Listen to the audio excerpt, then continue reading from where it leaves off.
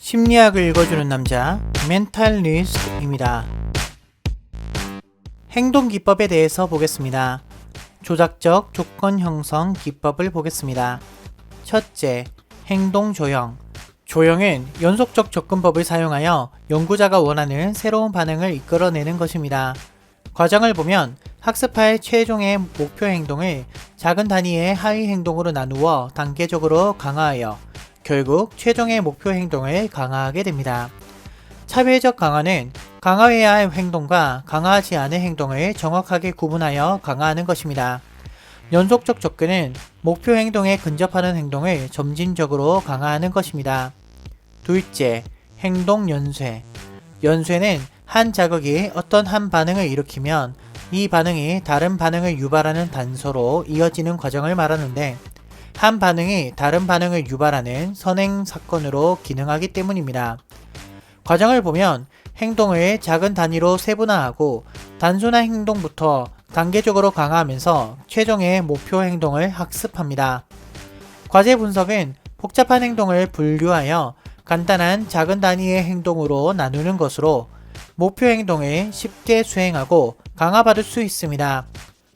조형과의 차이점을 보면 조형은 목표 행동과 비슷하거나 접근한 행동을 단계적으로 강화하고, 연쇄는 목표 행동의 연속적인 과정인 부분 행동을 순서적으로 강화합니다. 셋째, 프리맥 원리. 의미는 발생 빈도가 높은 행동을 강화로 사용하여 발생 빈도가 낮은 행동을 강화하는 것입니다. 적용을 보면 개인의 활동 목록을 작성하여 가장 발생 빈도가 높은 행동을 찾습니다. 강화물로 사용하는 행동은 개인이 가장 선호하며 자주 발생하는 활동입니다. 넷째, 도피와 회피. 혐오적 자극은 반응 경향성을 약화시키거나 증가시킬 수 있습니다. 도피 학습은 유기체가 현재 진행 중인 혐오적 사건을 종료시키는 반응을 학습하는 것으로 이미 시작된 혐오적 사건의 반응이 중지시킵니다. 회피 학습은 유기체가 혐오적 사건이 시작되는 것 자체를 차단하는 반응을 학습하는 것으로 혐오적 사건을 예방합니다. 다섯째, 바이오 피드백. 의미는 개인에게 신체 작용에 대해 증폭된 피드백을 제공하도록 고안된 절차를 말합니다. 피드백 장치에 의해 주어지는 정보는 학습이 일어나는 데 필요한 모든 것입니다. 처벌 원리를 보겠습니다. 첫째, 정적 처벌 원리. 과잉 교정은 내담자들이 문제 행동을 할 때마다 긴 시간 동안 힘든 행동을 하게 되는 것입니다. 종류는 정적 연습과 원상 회복이 있습니다.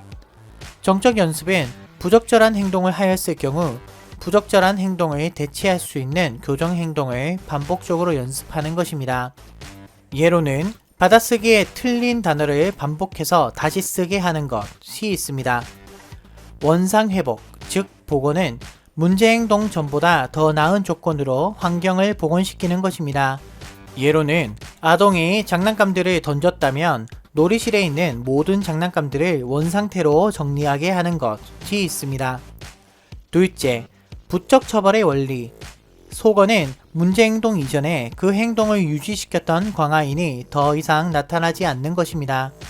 타임아웃은 문제 행동을 하는 사람이 문제 행동에 수반하여 모든 강화인에 접근하지 못하게 하는 것입니다. 반응 대기는 문제 행동에 대한 강화인은 아니지만 특정량의 강화가 문제 행동을 한 후에 제거되는 것입니다.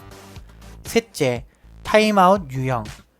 배제의 타임아웃은 사람을 문제 행동이 일어난 방에서 나가 다른 방으로 가게 하는 것입니다.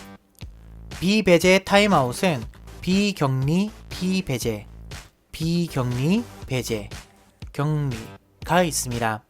첫째, 비격리, 비배제는 학생을 격리시키지도 않고 제외시키지도 않으면서 학생이 강화제에 접근을 못하도록 하는 것입니다.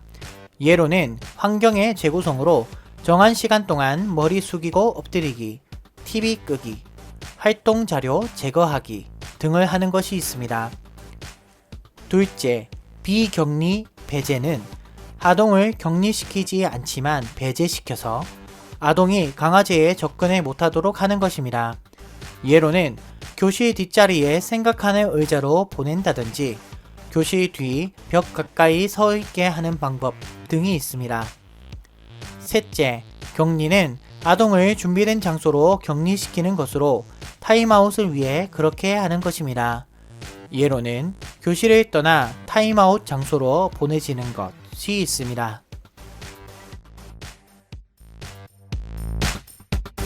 지금까지 행동기법에 대해서 알아보았습니다.